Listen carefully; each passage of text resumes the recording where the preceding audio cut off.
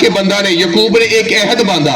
क्या अहद बांधा? उसने कहा खुदा अगर आज मुझे मेरे सफर को मुबारक करे, आप मुझे पहनने के लिए कपड़ा दे, खाने के लिए रोटी दे और पीने के लिए पानी दे, तो मैं अपनी जिंदगी में 10वां हिस्सा जरूर आपको दिया करूंगा। हालेलुया। आज बहुत सी हुकूमतें आई, रियासतें आई, ममलिकत आई, उन सब ने इंसानों से वादा किया, गरीबों को सरसब्ज बाग दिखाए कि हम आपको रोटी देंगे, हम आपको कपड़ा देंगे, हम आपको मकान देंगे, हम आपको आटा देंगे, हम आपको चीनी नहीं देंगे। लेकिन वो सब क्या हुए?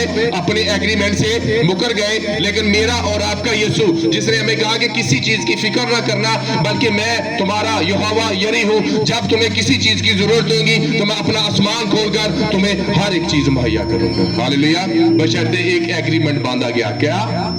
तो याकूब देता रहा, अपना 10वां हिस्सा खुदा को देता रहा, क्योंकि उसने खुदा के साथ एक अहद बांधा था। और जब आप खुदा के साथ एक अहद